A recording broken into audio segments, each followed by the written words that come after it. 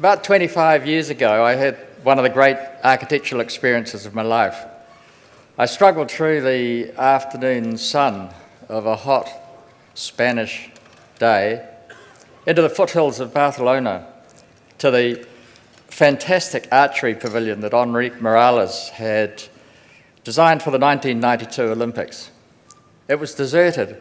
I had it to myself for a couple of hours, sitting there thinking and sketching and drawing and thinking and enjoying.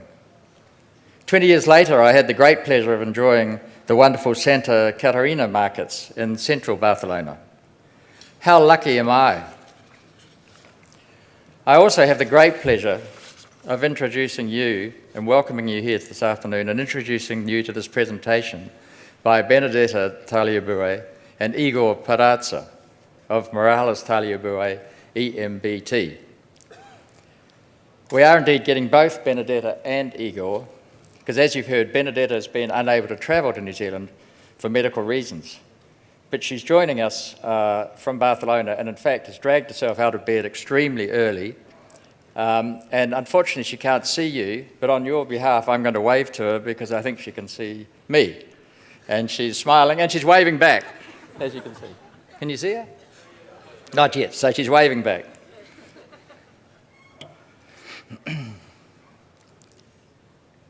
Benedetta studied architecture in Venice and founded Morales Tagliabue with the late Enrique Morales in Barcelona in 1994. The practice's impressive design ranges from parks and schools to commercial buildings, restoration projects, retail centres, and exhibitions and installations. Projects include the Santa Catarina Market in Barcelona, the Scottish Parliament in Edinburgh, and the Music School of Hamburg. Current work includes office towers in China and Taiwan and metro stations in Paris and Napoli. Igor Peraza was born in Venezuela and was educated there and in Japan. After graduating, he worked for Arata Isozaki before moving to Spain, where he joined Morales Tagliabue in 2000 and is currently director of the firm's Shanghai office, although I think now he's moved on from there, but he'll tell us about that, where he is leading several significant commercial and institutional projects. It's my pleasure to introduce Benedetta and Igor and to gratefully acknowledge the assistance of Metalcraft Roofing, the sponsor for their presentation. I give you Benedetta and Igor.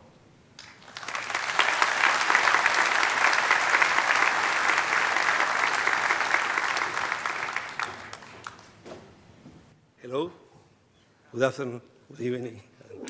We have been here all day, so we don't know. Thank you so very much for the invitation.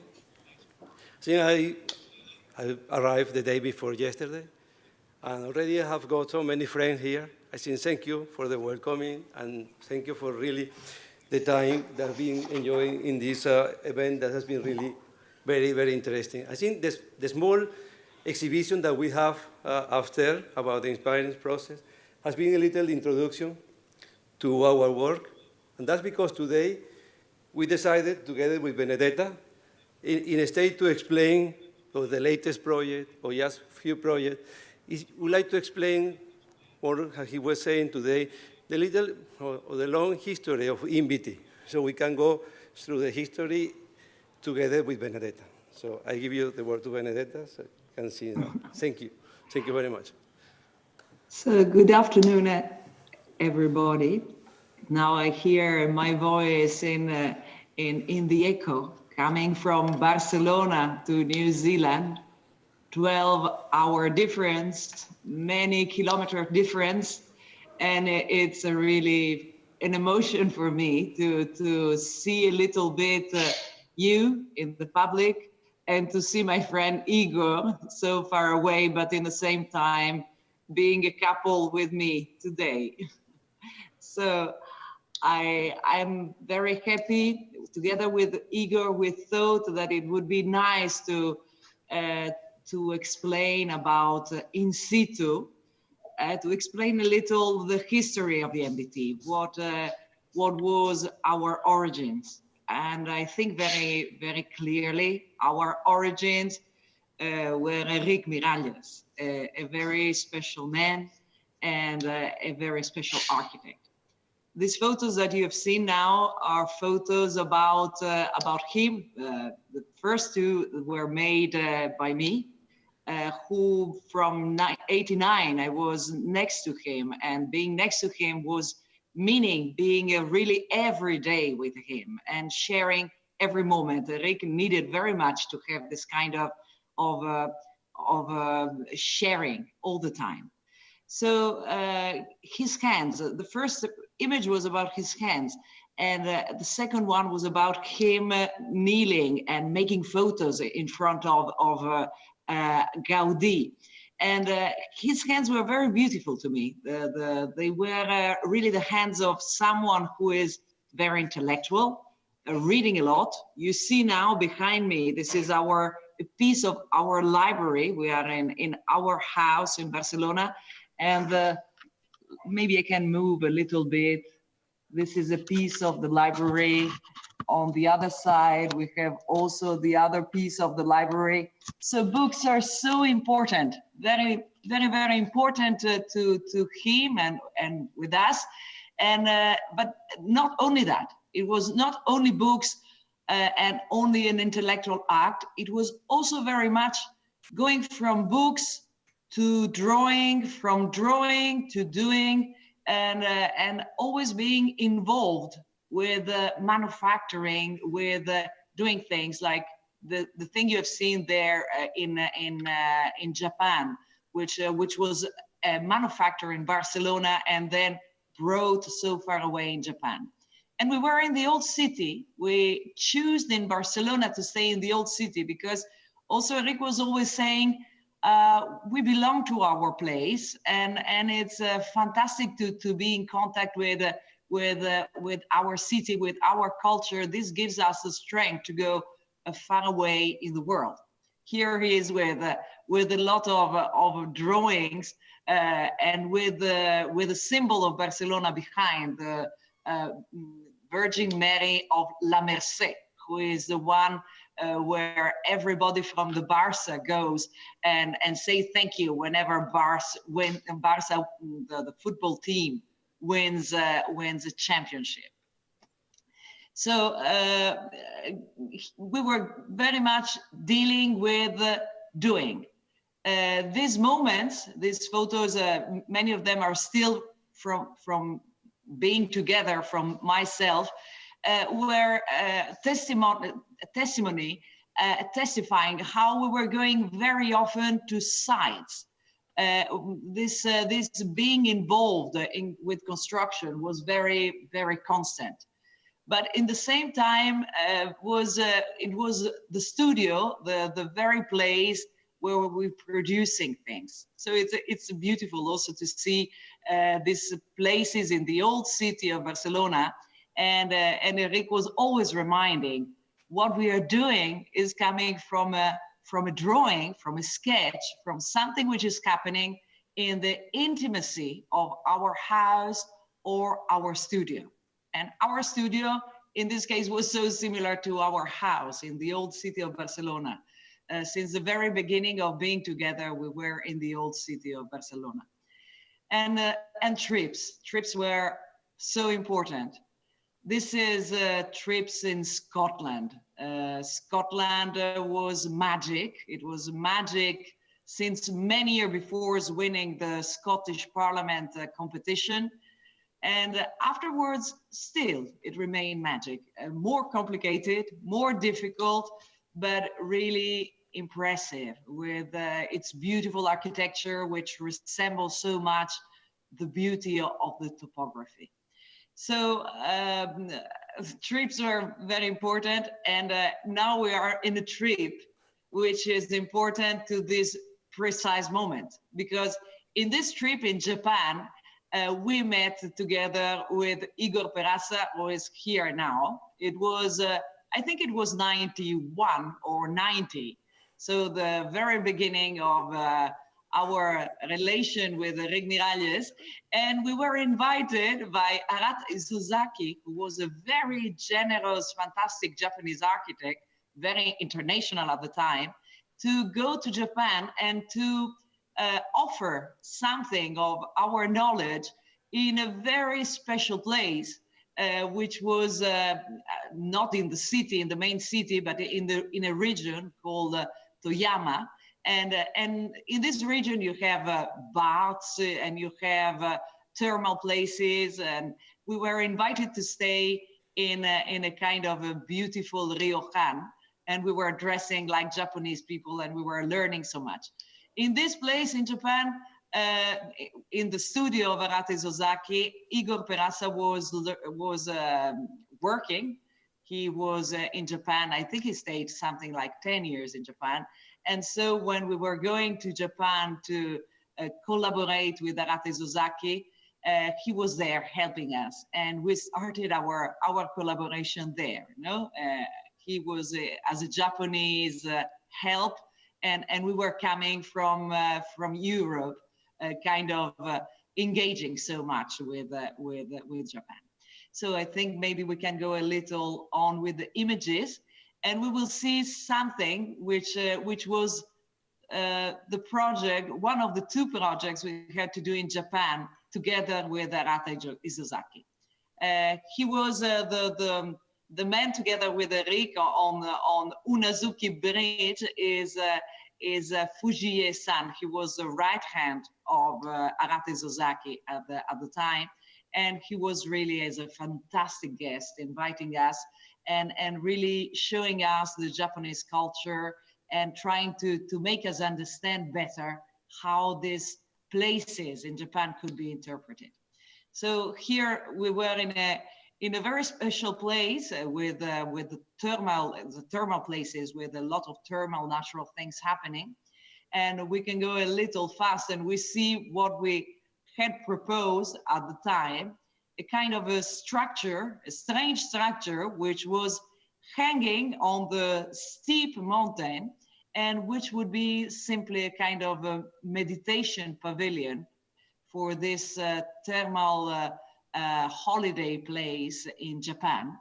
And this place was so fantastic to us because it was so full of green and the presence of water on the bottom. And this meditation pavilion was giving the possibility to really enter into the void. And the void was habitated by this strange new tree, which was an iron tree, which was kind of cantilevering on top of the mountain, on top of the water. So I have a wonderful reminder of these moments. And I think Japan was incredibly influential. Not only we had the opportunity to meet Igor and to have afterwards a very long relationship, professional relationship, and also friendship relationship with him, but also from Japan, we learned really very much. I think one of the themes that we had about being architects was about learning. I remember when we were traveling, we were always remembering, thank you very much, we are here to learn. And while learning, we could give a little piece of us. And in this case, we left a meditation pavilion and also this strange facade to a kind of an anonymous train station, which was becoming more a strong facade, which was celebrating the industry of aluminium that was happening in this city of Takaoka, where we had to act.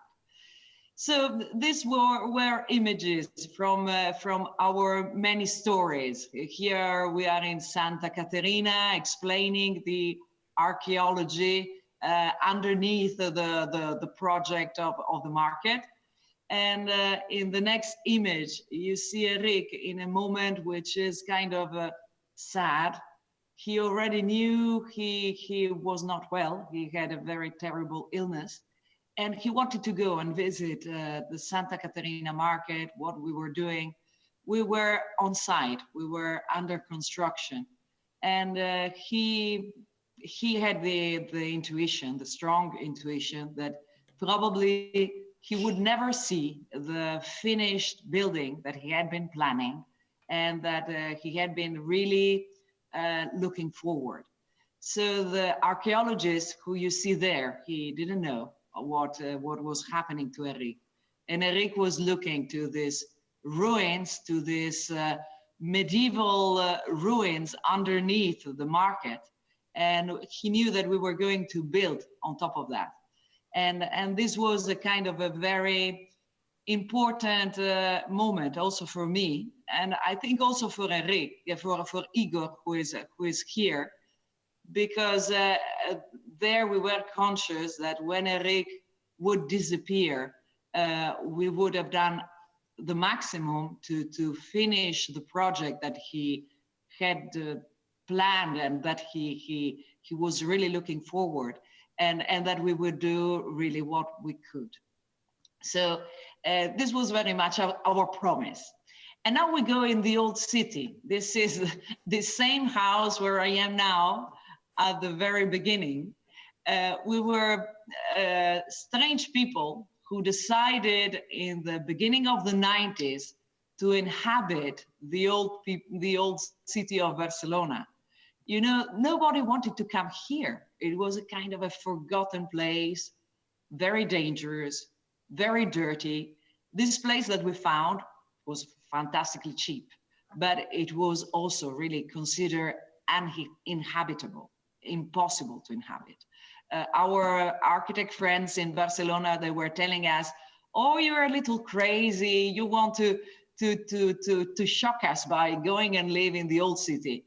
But in fact, we didn't want to shock. We were really in love with what we found. You know, this kind of abandoned place, which was giving us so much. You know? And in this house, we discovered many things. Really, it was like a very ugly place. And when we were kind of taking some paintings out from the walls, we were discovering the traces of many, many other generations before us, and beauties, hidden beauties, all the history.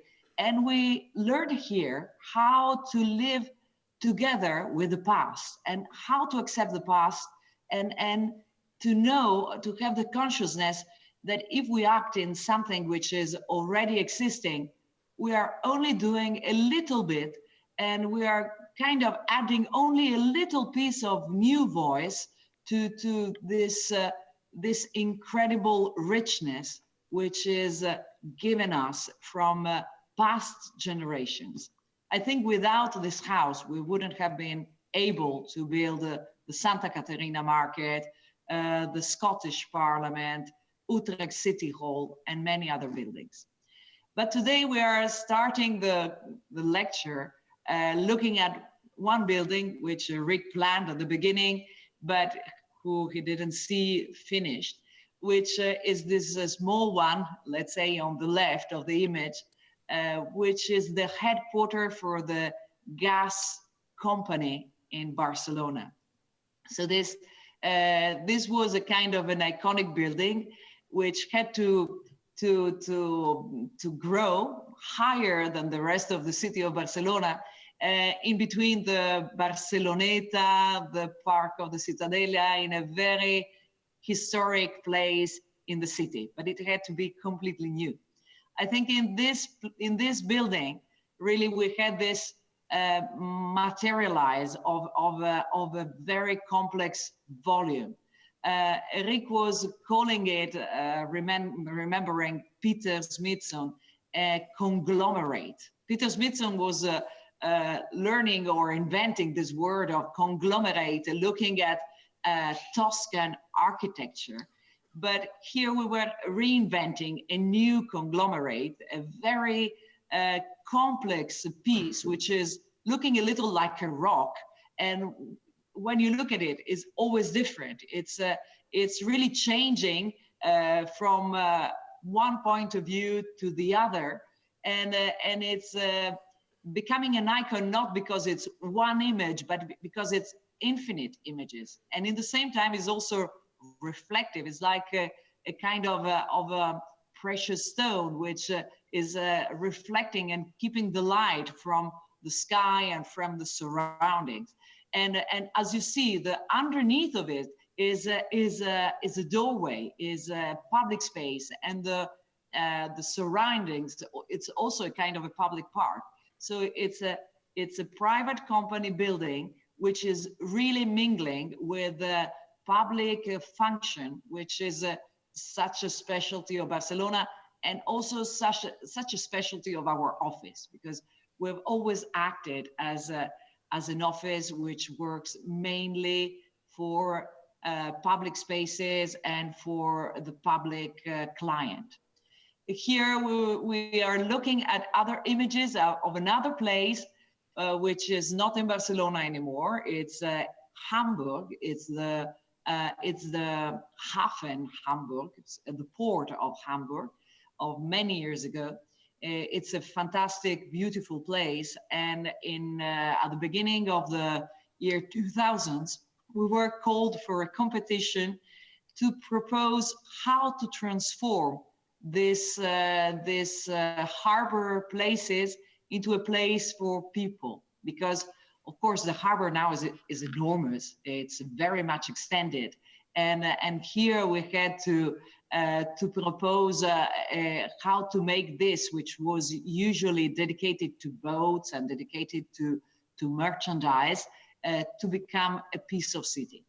So we tried our best to transform this place into a kind of a nice place where people can relax, where you can really feel, I would like to go there, I would like to have a stroll, I would like to walk, and I would like to contemplate the water.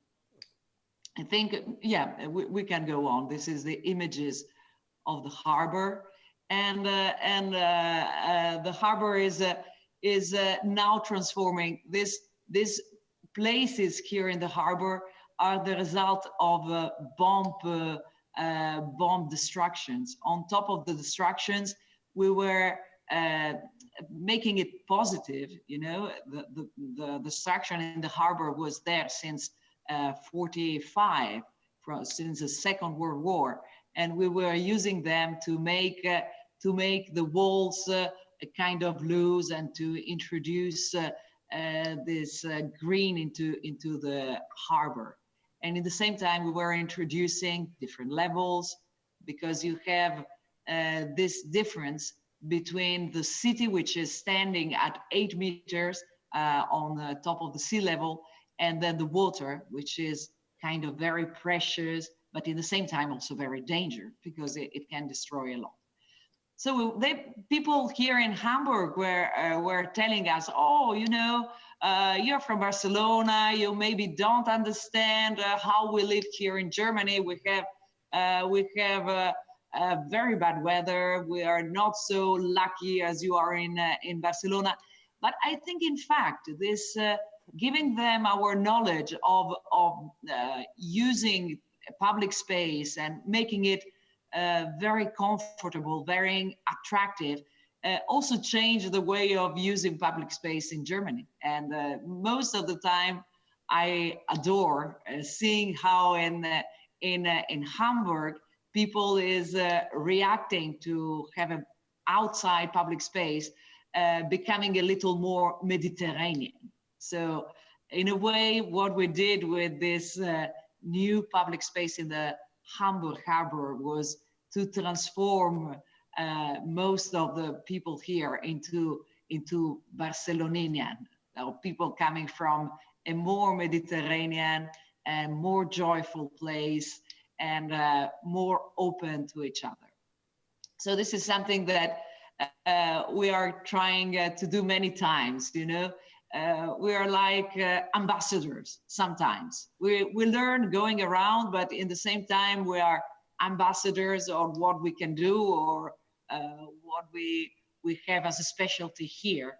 And as a specialty here, we have this kind of also apart from doing public spaces, also a kind of a strong relationship with the site and a kind of easiness in relating with the existing and in building, and not being shy about doing new things.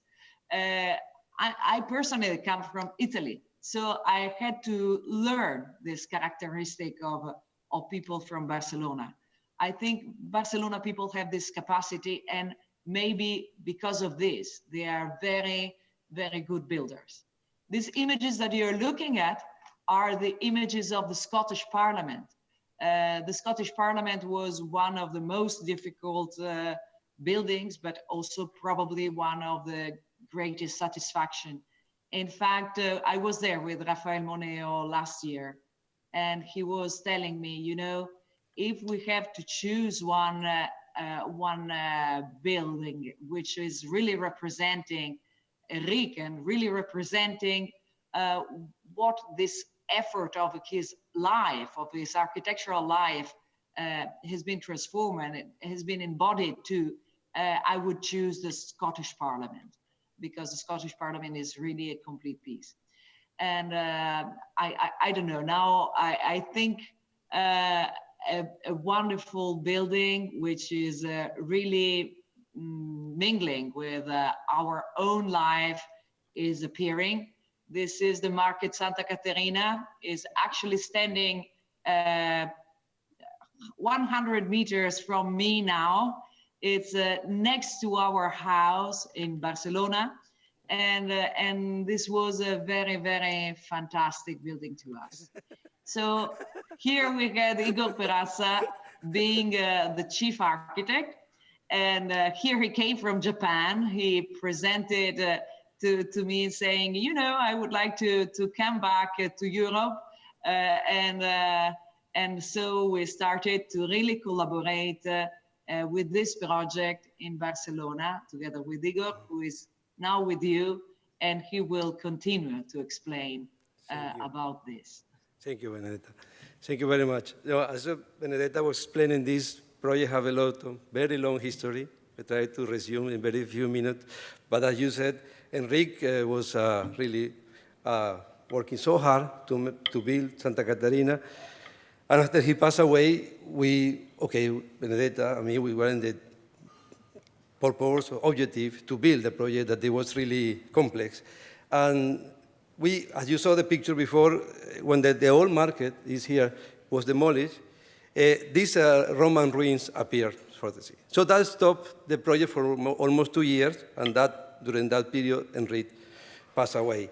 So in order to continue with the project, we have to get an agreement with the government of Catalonia and the city of Catalonia how to preserve the ruins. And the decision was to keep 1,000 square meters of the ruins and keep as a museum and do the project again. So that means we redraw the project.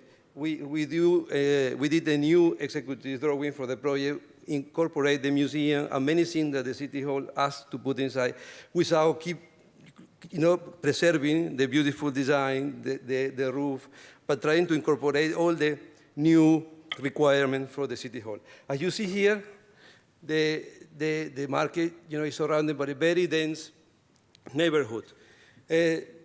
Enrique, when we saw the picture, he was already on site, but before the competition of Santa Caterina Market, it was a big study to do a peri. A peri is how to open the street, because as you see here, this street is coming from the cathedral.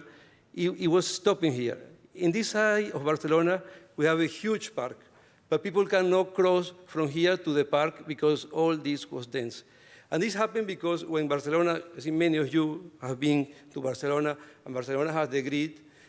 In the old city, the grid could not go inside. So the thing is how to cut the streets in the old city, preserving the idea of the medieval city. So you see there are many streets that are completely straight, orthogonal. But this street was many times planned to become an orthogonal, straight street. But thank you to Enrique, Benedetta, and many people who are working here in the way to convince the City Hall that the city has to be open in a different way, it has to be open in the way that it has to be open in the way that it has to be in relation with the city and not suffering this kind of Scarface when you have an old city and you cut with an orthogonal street. So you can see here how the street and finally the city hall accepted this proposal is going to be cut in the way preserving the building that the kids still keep in good state, demolish the one who cannot really work anymore, and combines this old and new. And you walk in that, in the mix of what is you find, you really still the feeling of the atmosphere of the old town. And I think this project was very successful.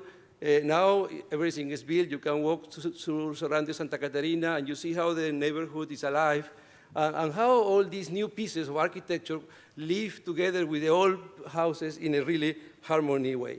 It was a deep, very deeply studied that it was done in the studio, models of how the building has to be cut. And all this studio was previous to design the market. That's because to talk about the market, it takes about hours and hours because it's really a long process. But you can see, the idea is not just to do the roof of the market, it's the idea to rehabilitate all the neighborhood.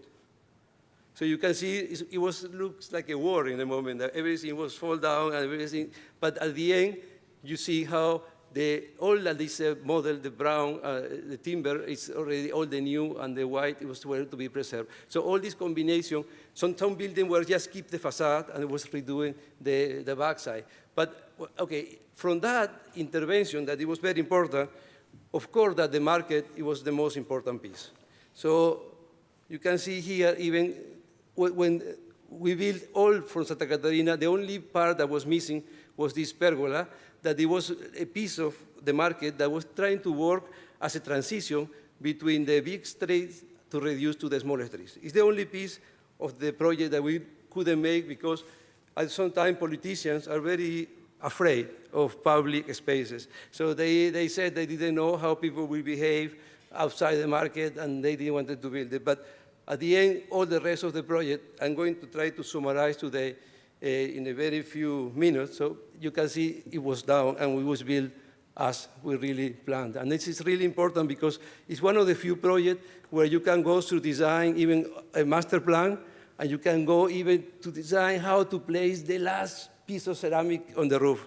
So nowadays, architects are more specific. We only do one piece of the project, but not to go into a complete master plan and to all the details. No? So I think really was a magic moment, and it was really lucky to be able to complete this project until the end. You see, when the old market was demolished, how all the ruins came, and it was a good idea from the competition stage to preserve the wall of the old market. To preserve the old market, keep the market, even when during 2 years, when they were archaeologists were doing the excavation, during these 2 years, everybody, all the neighbors, were waiting the market to be back. I think if these walls were being destroyed, the memory of the market was forgotten, and people were just expecting a shopping mall or something like that. But just to preserve the facade, everybody was always waiting for the moment the project was coming back to the market. So now I would like to show some pictures of the construction site. I think you can see it was a very complex site, very difficult because the project, it was a very complex structure, but also because surrounded for the housing, people were still living there, and it was very difficult space to move, but at the end, everything was possible to achieve. But you can see some sections of the 3D of the model. Also, I would like to notice here that, okay, when we did the market, the second part, we started working with computer. The project that Benedetta presented at the first moment in Japan was drawing by hand. It was not the era of the computer period. So all this transition was very interesting to see how the office was keeping all these ideas from the beginning when people were not even thinking about to use the computer to create the three-dimensional and to create this special very particular structure. Okay, I'm going to show you some pictures of the construction of the roof. I think it's a special particular part, but because what we did, we took pictures of the fruits, we pixeled the pictures, and we put numbers, and at the end, the plan, it was like a color by numbers. Each number had one color, and so the workers were placing the ceramic, like painting the roof. So that's it. That's what we talk about also always with EMBT. It's going back to the handcraft, to the traditional material, and to reuse and place it in a new way. For example, here in the market, I think it was very interesting and kind of risk project because there is a timber structure and we cover with ceramic. So all the solution to how the dilatation of the timber and the ceramic to place together and to be able to move, it was a quite research. But at the end, we tried to say it was solved with very simple details. Like even to achieve very complex shape could be done with very simple and traditional materials. So you can see. So only we use a hexagon, as you see the colors, and only here for the water, for the rain, was this rectangular one. So you can see at the end we didn't have the pergola here, but the roof is flying over the original facade of the market. So people from the street, from the main street now can see the market and can go inside.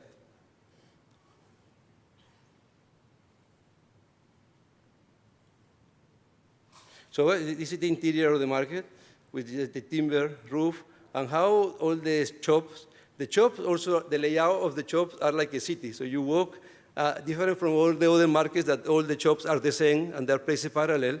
Here you walk and you find like a corners, streets, etc. So the project also, from the old market, we reduced the size of the market and we introduced 2 housing buildings that they are building for the elder people. So this is the back facade of the market. You can see with the idea of kind of boxes of fruit. It's placed on the back side. Benedetta, this is the day of the opening. Now, Benedetta daughter is studying architecture in London. So the time passed. And Dominic is studying cinema. And Benedetta also is interested in this project because the neighborhood, when the project was under construction, a little before that, it was very, how can I say, very complicated neighborhood. A lot of immigration, very, very dangerous. That's what Benedetta was saying. She moved there, and it was, everybody said people are crazy because it's so dangerous place. But I think the architecture, we talked before, we are talking here, can change the thing a little bit, can change the atmosphere, the spirit, and become the places more friendly and really become more peaceful. So I would like to explain a little what happened after Santa Catarina. We are going to explain together with Benedetta, but I would like to, in order not to go back to Barcelona and come back here, I will explain what happened in China and go back later. Benedetta will explain what happened in Barcelona in the same time, so we can have the conclusion of the work. 2 years later, after Santa Catarina, we won the competition to build the Spanish pavilion in Shanghai for the Shanghai Expo 2010. So it was a very interesting project because the idea of the project is not to bring the typical, when you make a national pavilion, to bring the typical idea of what represents the country. It was more the idea to understand and to have an interpretation of Spain. So it was the idea of the movement, plaza, and this idea of especially the material. I think the material was used for the pavilion. It was the wicker. It's a material who can really put together as a bridge China and Spain, and also different countries, because I think for all the traditional history, everybody is using the wicker as a basket, as a construction material, etc.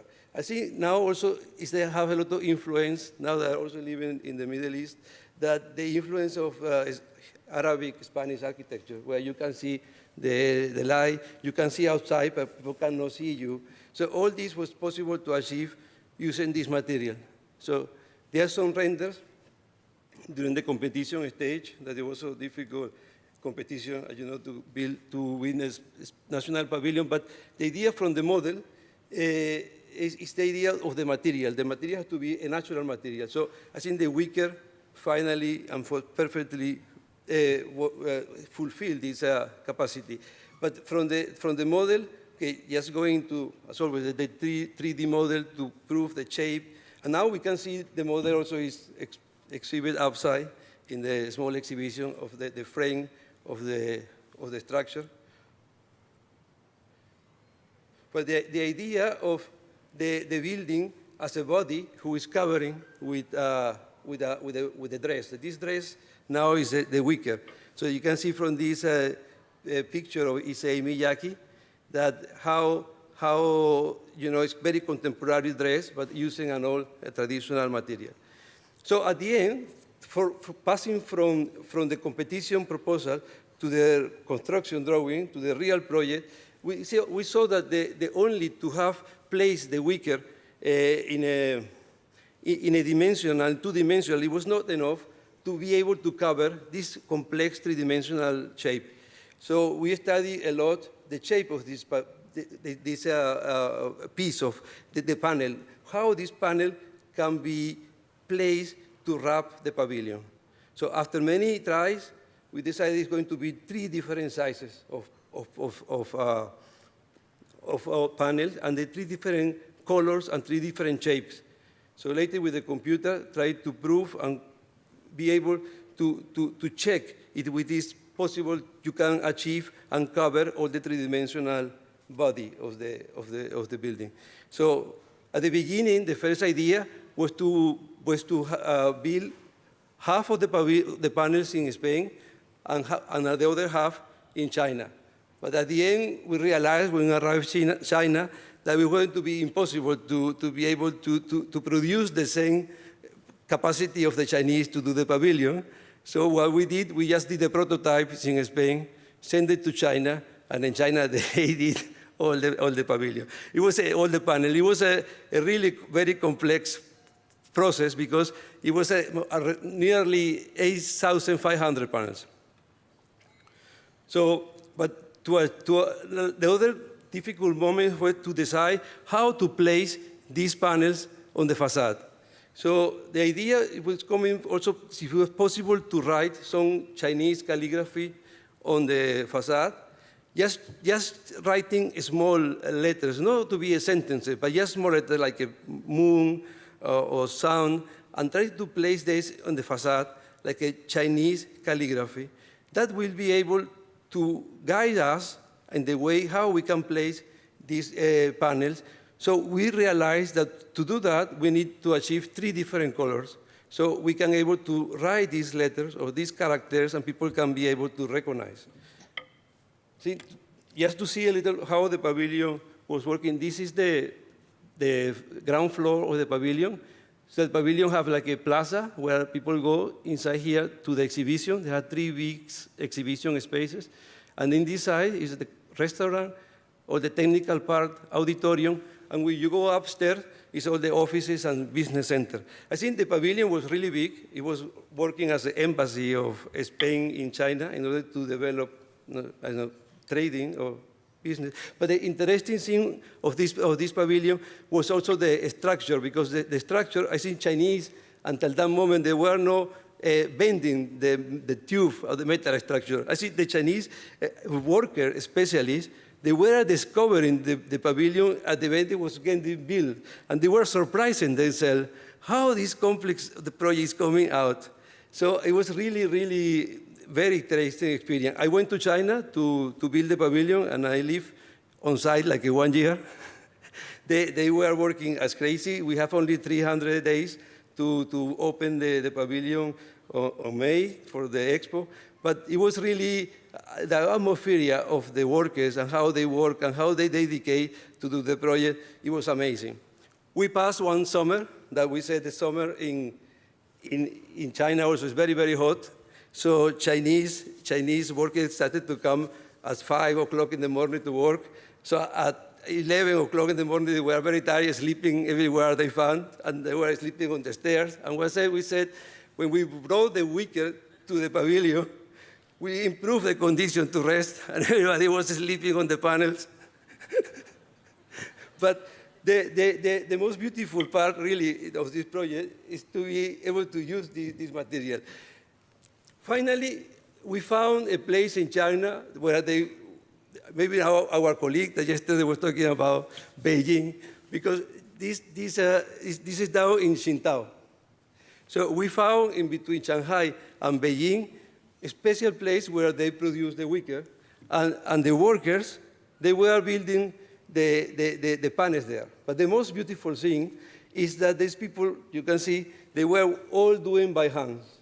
And on site, we were worried about timing, budget, deadlines. They were happy just doing the panels in the most beautiful way. You go there, and they were just working, and they built in a really, really speed. We could not imagine how you can imagine the building is like completely done by hand. I think only in China also it's possible to do that building, and with this quality of panel, because they all were different, and the three different colors that we really, and the design, because each panel has a different design. At the end, they were placing the panels, and we were writing in the facade, like a painting in the facade. Also, the way the panel, as Santa Catarina, was very, very simple. It's not sophisticated detail to build to place the panel. Just was some cylinders with some cables, and we were just attaching these panels to the cables. But I think that really, it was very beautiful. The way at the end, everything that we saw from the render, that it would be possible to have this writing, and also like many buildings, like the gas or whatever, every time you move in the pavilion, you always find a different facade, a different sensation. It was very difficult to understand at once the shape of the building. I think Chinese love the pavilion. I think they didn't maybe understand very well the shape, but somehow the material was so attractive to them, because so familiar, that they always wanted to go there, to touch the pavilion, to feel like a protected. So, you know, expos at the end are very cold place, and people are waiting to go inside. But somehow the Spanish pavilion, they feel something belongs to them. I don't know, they were feeling comfortable. They queue for hours and hours to go inside. And also inside, I think the pavilion was very beautiful scenes, because the wicker itself, the wicker was like two layers, outside and inside. So you can see every time it was changing the light, so you can see the shadow of the pavilion. This is in the cafeteria. All the furniture, we designed the furniture with bamboo and the cantilever stair who go to the meeting places and the offices of the pavilion. This is one of the exhibition room designed by friend, also a friend of Benedetta, Isabel Coixet, that she said the room was so beautiful. She didn't want to do a closet and make a projection. She said, let's put some screens on the floor and bring a big baby who represents Spain. This baby was moving and crying, and all the Chinese were they taking pictures, and they become the mosque of the mascot of the Expo 2000. So the pavilion at night also have a completely different perception. At 6 o'clock, when they started to turn on the light, is the moment you see the structure. You never see during the day, you see the structure, and you see this yellow line on the back, and it looks like a candle. So I think the pavilion at night changes and becomes a different building. So I would like to go a little quickly to the other project, but what happened was, after the pavilion, we decided to open like a branch of EMBT in Shanghai. So the pavilion was working as a big showcase because people like it, and we said, okay, it's the moment the people in China, in Shanghai, can know EMBT. And the first commission that we got after the pavilion was a small museum in Shanghai, in China. It's near Chengdu. It's for a Chinese painter called Chanda Cheng. The Chanda Cheng is now one of the most famous Chinese painter of the 20th century. He met Picasso in 1956 in Cannes, and they become friends. They exchanged knowledges. People said that Chan Yat-sen gave to Picasso Chinese brushes that Picasso was using later in his painting, and Picasso gave to Chan Yat-sen that portrait that we see there. So we use this portrait of Chan Yat-sen as a footprint and create this pavilion to do the museum. Because Chan Yat-sen also was saying that the most important for an artist is to read, to have a culture, and travel. But so with the books, we cut the books in the shape of Chan Yat-sen painting and create the pavilion. So all the pavilions were 5 pavilions surrounded an old tea house that become the entrance of the museum. You can see some of the model of the pavilion. Now the museum is under construction. This is the old tea house that we reuse as the entrance of the museum. It was in the top of the mountain. It's a very small town where he was born, the painter.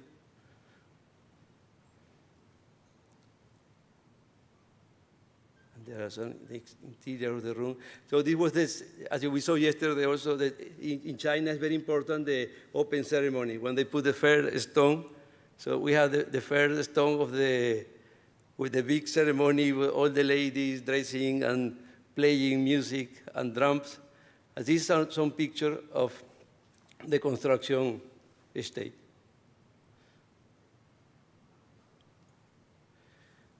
Bene, I don't know if you want to explain Fudan a little bit. Okay? Yes. Because another very important thing that we did together in Japan, in China, we won a competition to design a university campus, Fudan campus. I think maybe Benedetta explain now together. Fudan was, I remember we were called for the competition and we didn't believe it. You never know in China what you have to believe. It was snowing that day. I think snow is a kind of a magic moment for us in China. And Igor didn't want to go. He said, oh, this is a usual stupid thing that it means nothing. So we will not go. And in fact, it was the first competition we really won in China. Look. So it was you know, many times very important things start with a kind of disbelief. This happened also in the Scottish Parliament, I have to say. Rick didn't want to participate to the competition. It's not for us. Really not at all. So and also we did it for the Spanish Pavilion. The Spanish Pavilion, we said, oh, it's so ministerial that we will never win. So you can never tell. This is also a kind of an advice. If you're very, very negative, maybe this is the good time. And here in Fudan, we started to say, okay, we have to do a campus, so we have to do a place which is university. China is not very special in university. Actually, they had different ways of education, different system, which was relating with their imperial system. So universities, this is the ancient one, and this is at the beginning of the 20th century.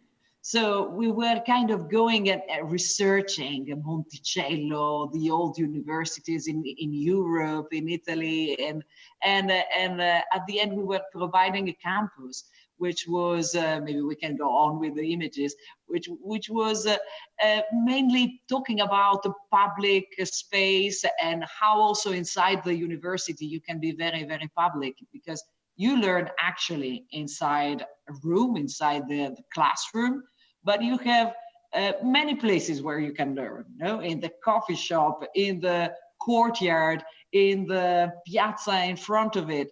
So we were insisting very much in the master plan and saying the university will provide a kind of a learning experience for all the citizens. It's not only about making a building and inside that you learn, but it's about having a presence of a kind of a learning place where all the citizens and the students were mingled together.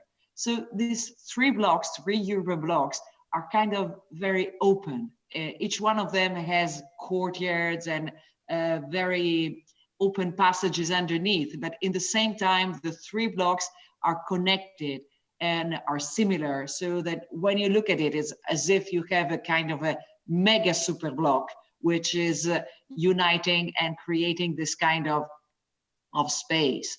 And we were proposing this 2 materials. We were proposing this material which is ceramic, which was used so much in Spain, but which is also very Chinese, and in the same time also metal. And this big lights, let's say skylights, are very useful from the inside, because you have this public spaces inside, but also in the outside, so that you really have the feeling that all these spaces that you find outside the classrooms, inside and outside, are spaces where you can have this act of meeting, staying together, and learning from each other. I have to say, from my own learning experience, I have always learned from talking with someone. Someone gives you an information and go around, and this the part that you learn inside the room is so much smaller respect to all the rest. So the university is also reflecting this kind of having different ways of learning. And of course, we have classrooms, not only the public spaces, and the facades and all the symbolism. This is now, no? It's under construction. It's a pity. In China, they never want a foreign architect for the construction moment. So I was begging and say, oh, we can give suggestions, and say, no, it's better not to have your suggestions. So I have no idea what is happening now. When the scaffolding will go out, I don't know if something looking a little as our project is appearing, or maybe something totally different.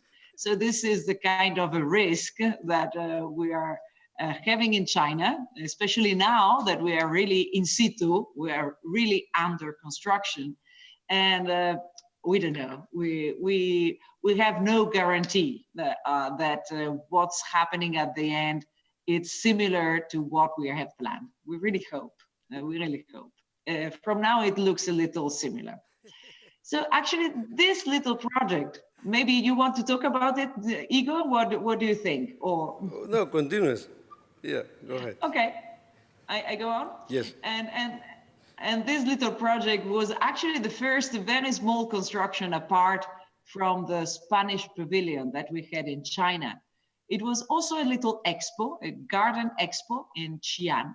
At the time, we were very intrigued by this fantastic painter, Zhang Dachen, and we thought, okay, they give us a little park to design in Xi'an, and we will use a Zhang Dachen painting and then transform it into a park. And also, we were doing the Spanish pavilion with natural material, so we decided to do everything in this park with natural materials, and it was this kind of look, no? A garden which is artificial, of course. It was done very quickly, but it was done totally by hands with these nice materials, nice baskets coming from the same bamboo that is growing over there. And inside here, I think these photos were done by Igor. We put some paper birds, some colorful artificial nature, because we were not able to have the real nature happening inside these baskets. And of course, a lot of light and the transformation of the place during the night, which is a magical moment that we have the possibility to do. And I think, what do you think, Igor? You know the timing. Yeah, we have 10 minutes more, so I think it's better you continue, and we can go quickly to the move to the projects in Paris. And in this case, I have no possibility to jump into the slides. I jump with you. I can tell you. I don't know.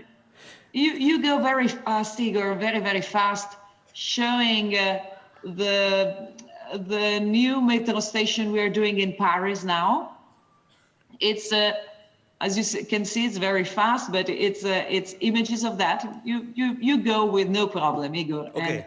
And I will explain that this metro station that we are now designing in Paris is a little coming from this knowledge that we had about how to make a building weaving.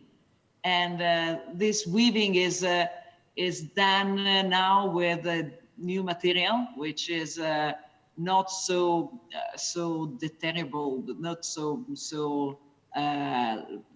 short life as wicker. Is a material which can continue more, and also the pergolas that we are doing are like the structure is like a fabric. We are actually, we say Paris. It's a Paris, a metro station. It's not really Paris. It's a Grand Paris. So it's a banlieue. It's around Paris, a very difficult place. It's where the riot were happening in 2005, where people were burning cars and their own houses. There was this kind of feeling very unhappy. So what we are doing now with the metro station, together with this grand plan of making a connection subway line around the city, is again our specialty. You know, to make a building, but with that building to make a space, to make a public space around. And the metro station is not only that, it's about the big pergola, which is indicating people where to have their market or where to have their meetings. And a piece of the pergola is in fact the entry to the subway. And I think this subway is fantastic because it's a possibility to be in many other places in the city in little time. So this is something which never happened in this place. And that's why it was so dangerous. That's why it was so difficult. So this is kind of a symbol, and the colors we're using, the look of it is very much dealing with the people who is actually living here. Actually, less than 20% of the people living in this part of Paris is French. So it's really people coming from other places in the world, many from Africa, and this is reflected here. So I like here to say, oh, we are learning about Africa being out of Africa, being in Paris. And we are doing another subway station. This is in Naples. Very different stories. The same story of, because it's a subway, it's the same subject, but we are in a very different city. And maybe the subway will look a little Santa Caterina. They wanted a sort of a different version of Santa Caterina. So we will try to give them this, and it's now under construction. So we will be able to talk about it soon. Of course, the reference to the volcano. Naples is a city which has a wonderful volcano, is very important. And to Pompeii, to the ancient world of what the people have found 300 years ago, when underneath the lavic of the volcanoes, they found these intact pieces of Roman houses and Roman art. Absolutely fantastic. I think, Igor, what we can do, you go fast on the 5 minutes wanted to close the lecture. So let's go to Lovit 1 second, no? I don't know. Okay. This is our office. We try sometimes to be like Buckminster Fuller. For the Expo Milan, we try to be like crazy Buckminster Fullers, doing new structure, new cupolas in wood. And of course, we were conscious that we couldn't be Buckminster Fuller again. And we were doing these crazy constructions. We were being very playful. And we had a moment where we were totally obsessed with cupolas and how cupolas could inhabit a very artificial place like the new expo site in Milan.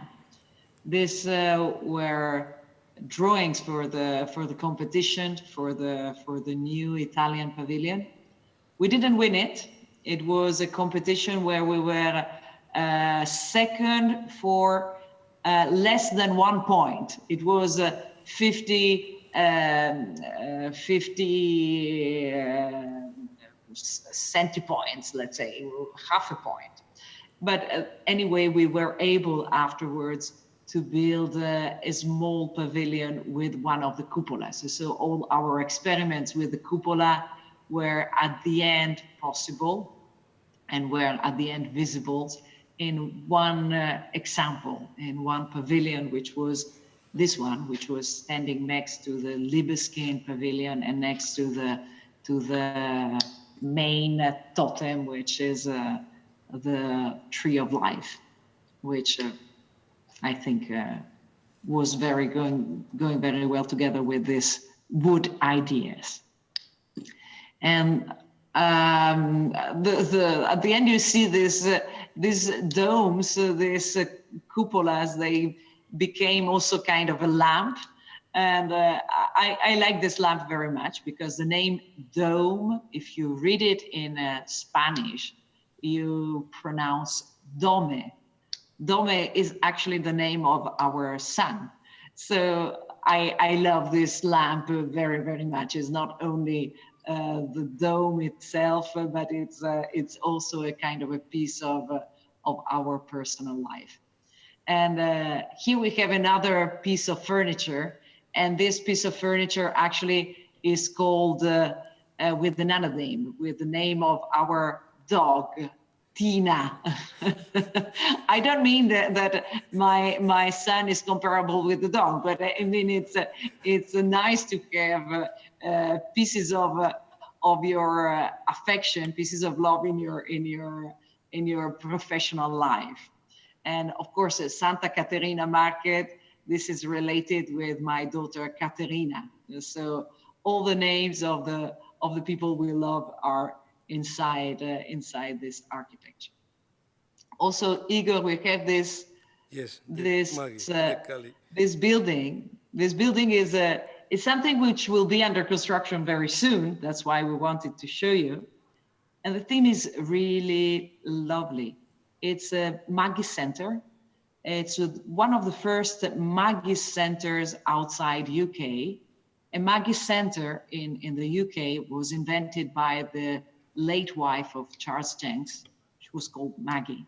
She had breast cancer, and she realized how hospitals are terrible places in Britain. And she wanted, next to hospital, to have little houses where people who receive treatment can go and make a cup of tea. This, of course, is coming from England. They can have a big kitchen as a main place, and you can go there and do whatever you want. Cry, eat something, talk with someone who is in your same condition, but you're in a place which is comfortable, which is beautiful, and most of the Maggie's centers are designed by architects. So in a way, I love the theme because it's like giving to architects the capacity of being, in a way, doctors, of giving a kind of health through beauty and through harmony in the space. So I think this is a wonderful, wonderful theme. And then our last project here is a building which is now under construction. We are very, very, very intrigued by it. It was chosen, we were chosen on a kind of a catalog, the owner of this big company in Taiwan saw our building from the gas headquarters. And he said, oh, I like it. I want these architects to come here. And it was incredible. We had never been in Taiwan before. So we went there and we were remembering that Taiwan is a little similar to Catalonia. Catalonia is not independent, but it would like to really to have this kind of strong presence of their of their national feelings. And in Catalonia, you have this wonderful capacity of making towers with people. And this is called castells, the towers of people. And we started to design our tower by putting a lot of people. But also the owner, he was asking us to make the building looking a little like a tree. And because actually the name of his father in Chinese means tree, Mr. Gu. And also looking a little like a Bentley, because he's a very elegant man. So in a way, we did our best to produce a scheme which is satisfying him. And here now the building is growing, looking very, very anthropomorphic. Really, it's. Also, the feng shui was applied in this building with these curves and kind of pacifying all the surroundings. And terraces are happening at different level. And now the first tries of the scheme are happening in this building. So this scheme, which is kind of simulating a tree, kind of simulating what you see when you look at a tree with holes between the branches, is happening, so that this new building will have this kind of feeling of being like an enormous tree happening now in this new city of Taichung. So this is the lower part growing and going as dress up in this big structure, which is a structure kind of taking the shape of the human towers that I've shown you before. You see this many images. In the back, we have also the glass having this kind of drawings. It's nearly finished, so. We have on time, 6 o'clock. Oh. So thank you very much. This is the MBT, our office in Barcelona. It was a very big emotion to be able to be together with you from Barcelona and together with Igor and giving you this explanation, which I hope it was not too long. Thank you. No, it was perfect. Thank you very much to all of you. Really, thank you. Thank you.